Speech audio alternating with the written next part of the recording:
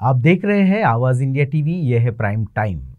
हाल ही में हमने देखा कि मीराबाई चानू की जीत के बाद मीराबाई का सत्कार बीजेपी के मंत्री किरण रिजिजू ने किया।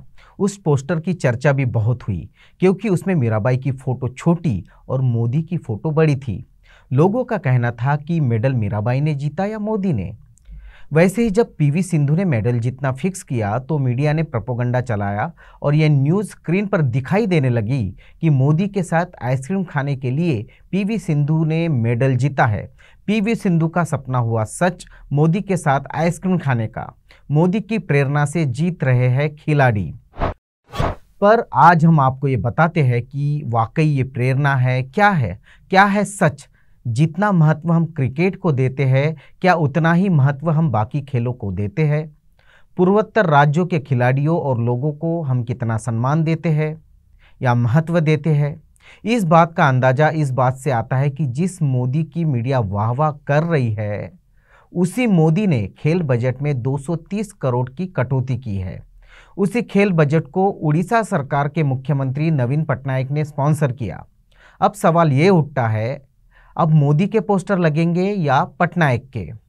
ओलंपिक में भारत की पुरुष एवं महिला हॉकी टीम के बेहतरीन प्रदर्शन से जहां पूरा देश गौरवान्वित हो रहा है, वहीं पर सवाल उठ रहे हैं कि खिलाड़ियों की तैयारी को लेकर सरकार में बैठे लोगों का रवैया कैसा है।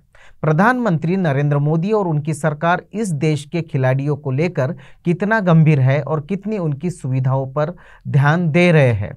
इस बात का अंदाजा इसी से लगाया जा सकता है कि मोदी सरकार ने खेल बजट में करीबन 240 करोड़ की कटौती कर दी है। इस कटौती के बावजूद कम सुविधाओं के साथ अपनी तैयारी करते हुए तमाम खिलाड़ी अब बेहतरीन प्रदर्शन कर रहे हैं।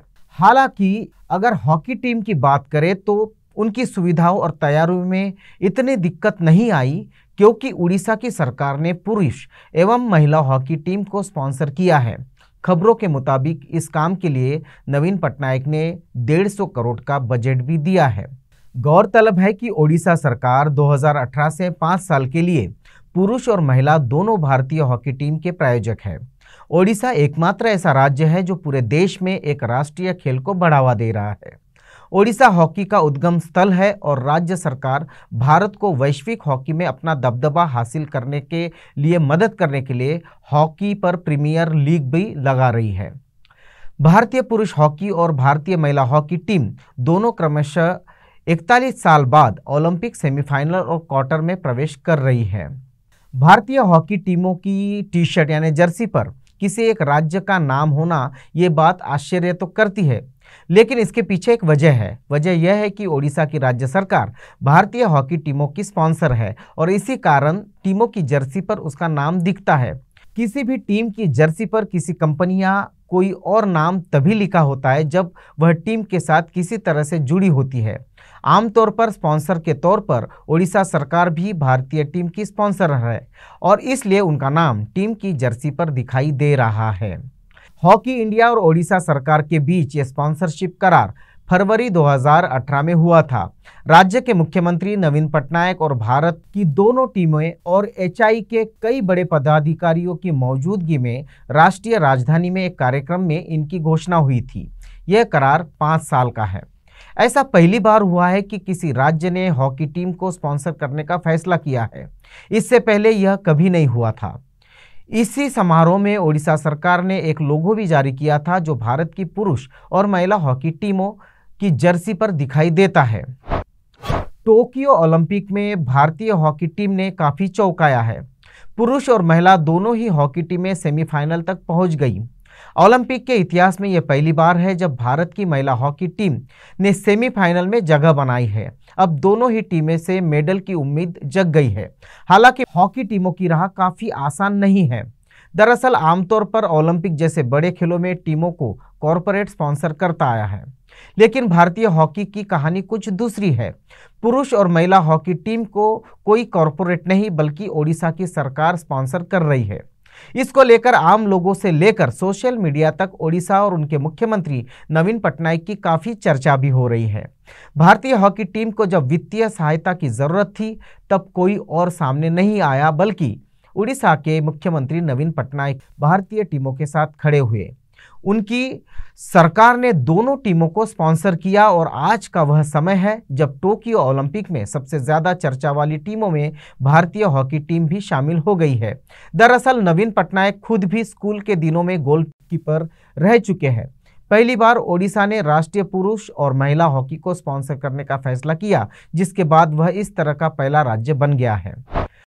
संसद में 1 फरवरी को पेश किए गए आम बजट में केंद्र सरकार ने अगले वित्त वर्ष 2021-22 के लिए खेलों के लिए 2596.14 करोड़ रुपए का बजट आवंटित किया है, जो पिछले वित्त वर्ष में आवंटित बजट से 8.16% या ऐसे माने तो सीधे सीधे 240 करोड़ रुपए कम है।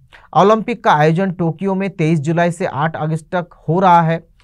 2010 में भारत में हुए राष्ट्रमंडल खेलों के लिए उपयोग में लाए गए स्टेडियमों के नवीनीकरण और रखरखाव के लिए आवंटित बजट को भी घटा दिया गया है। बीते वर्ष में इस मदद के लिए 66 करोड़ रुपए आवंटित किए गए थे, जबकि इसे इस साल घटकर 30 करोड़ यानी लगभग आधा कर दिया गया है। खिलाड़ियों के लिए प्रोत्साहन का बजट 70 करोड़ रुपए से घटाकर 53 करोड़ रुपए कर दिया गया है। वहीं 2010 राष्ट्रमंडल खेल साई स्टेडियम की मरम्मत का बजट 75 करोड़ रुपए से घटाकर 30 करोड़ रुपए कर दिया गया है। स्टेडियमों का बजट घटेगा, खिलाड़ी प्रोत्साहन राशि घटेगी, तो खिलाड़ी तैयारी कैसे कर पाएंगे और फिर जीतेंगे भी कैसे? और इतनी कठिन परिस्थिति में अगर जीत भी जाते हैं तो पोस्टर लगेंगे मोदी के। क्या यही विश्व गुरु भारत के मायने हैं? कारपोरेट घराने भी भेदभाव करते हैं। वो क्रिकेट प्लेयर को स्पॉन्सर करते हैं, अपना ब्रांड एम्बेसडर बनाते हैं और बाकी खेलों के खिलाड़ियों का मेरिट लगभग खत्म कर देते हैं।